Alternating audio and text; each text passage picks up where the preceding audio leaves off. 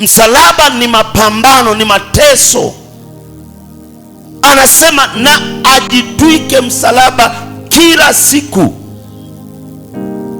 Watu walioshinda ni wale ambao waliingia kwenye pambano. Kwa hata kwenye wokovu lazima uwe mwaminifu kila siku. Anaposema ujitwike msalaba kila siku, alimaanisha ubebe wokovu wako. Na unapozungumza wokovu ni mapambano au ni mateso.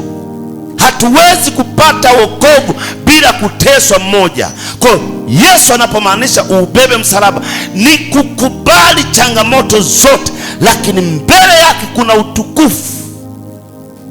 Amen. Mbele ya mtu yeyote aliyekataliwa, aliyepitia mateso, aliyefanyiwa dhihaka ya kila aina, mwisho wake kuna utukufu ambao huyu mtu ataingia mahali popote bila kizuizi.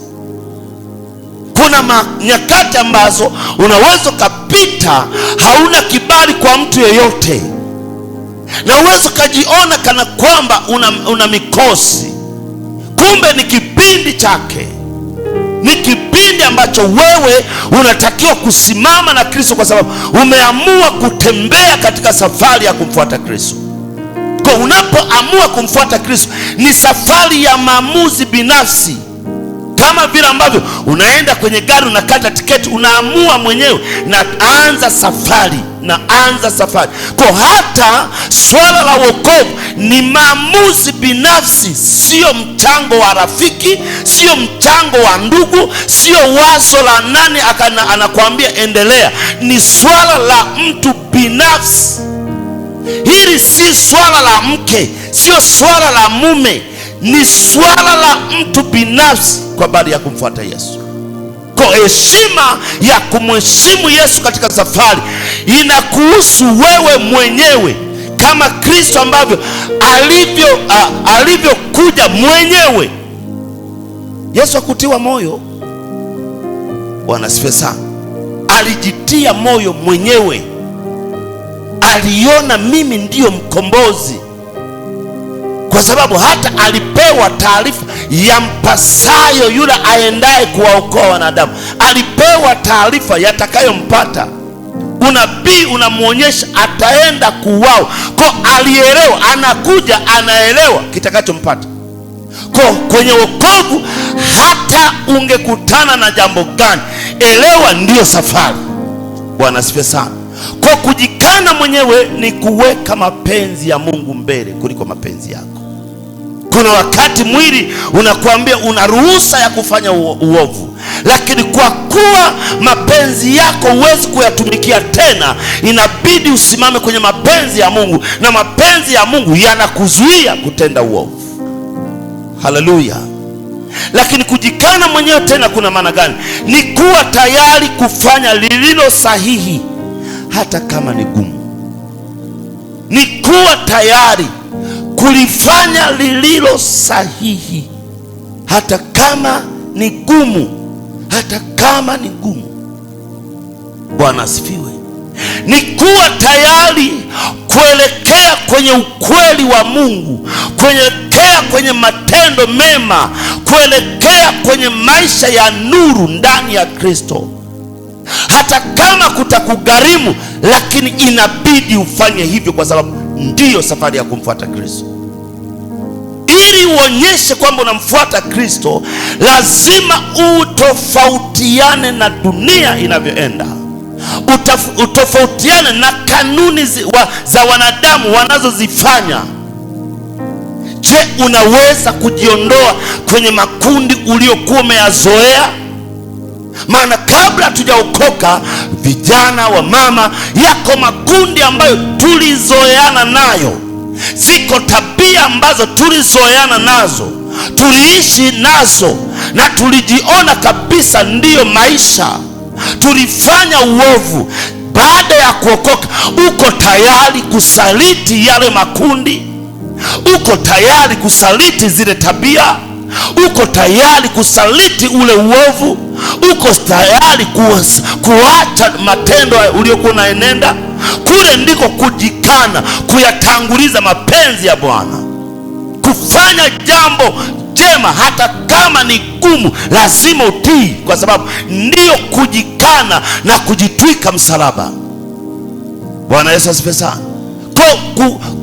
Kuja kanisani haitoshi, ila ni tabia binafsi, nidhamu binafsi ya sirini kwako, ambako huko ndiko kuna kutambulisha wewe umeokoka au bado.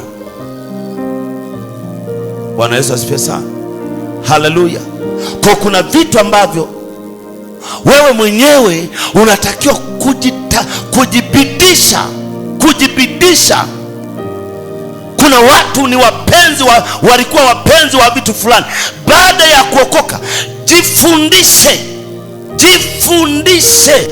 kwamba hii tabia sio ya wana wa Mungu.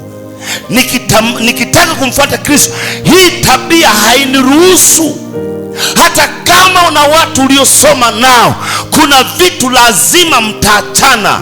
Hata kama watasema unajitenga, utawaambia kwa sasa, maisha yangu nimempokea Kristo. Mtashirikiana kwenye majukumu ya jamii, mtashirikiana katika mambo mbalimbali, lakini zile tabia na yale makundi lazima jitenge. Bwana Yesu asifiwe sana. Na bila wewe kufanya hivyo, hata wao hawawezi kujitambua kwamba kuna kitu wanakosea.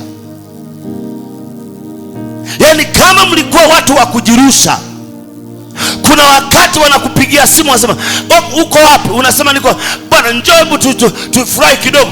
Bwana nimeokoka. Bwana kwani ndio nini? Kwani si wewe utakunywa tu soda, utakunywa juice, kwani utakunywa bia? Kama unajikuta unavutwa na yale mazoea.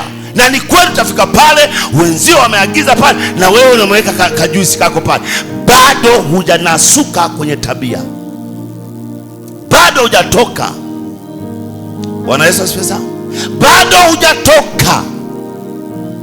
Ulikuwa na kampenzi, lakini sasa ukaokoka, unajikaza, unaendelea na wokovu. Anaanza kukushawishi kwa zawadi, basi nikutumia hata 10,000. Unaipokea, bado hujaokoka. Bado anasema nimeokoka, mimi siwezi kuja tena geto. Anasema haina shida, basi tu nikutumie na si namba ni ile ile. Anasema haina shida. Hujaokoka.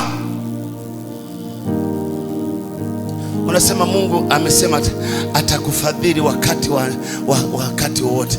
Bado hujakutana na mabadiliko, bado hujakutana na kujikana. Bwana Yesu asifiwe sana.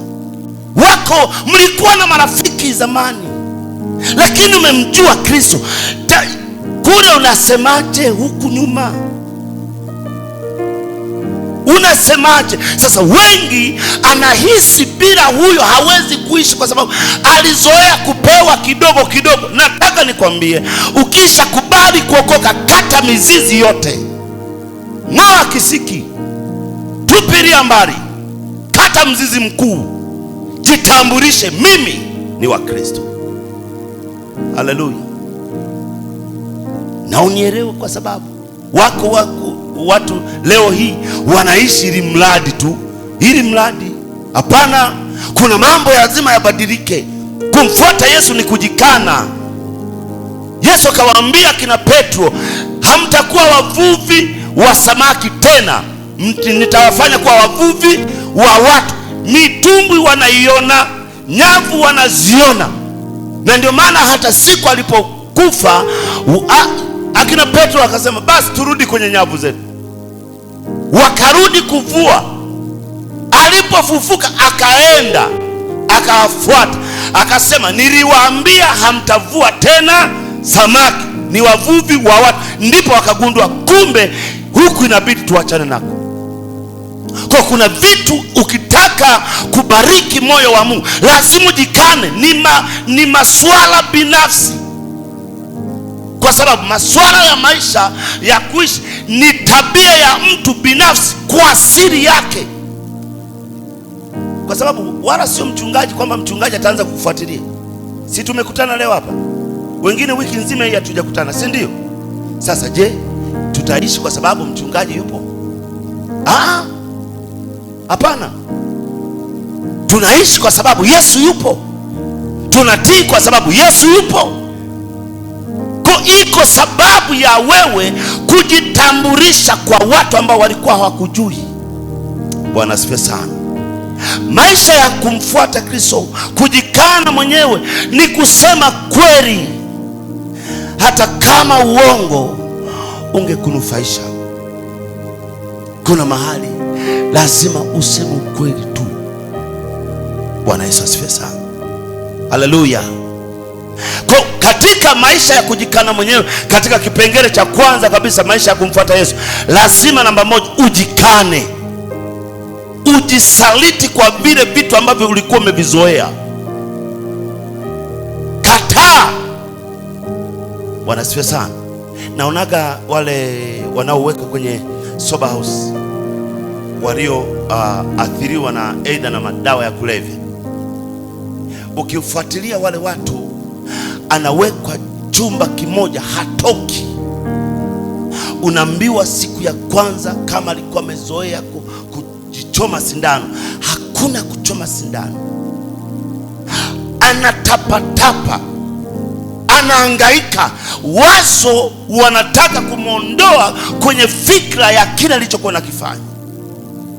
Atateseka, wanampatia maji, atapiga kelele, lakini wanapambana kuiondoa tabia ambayo si njema kwake, inayomwangamiza.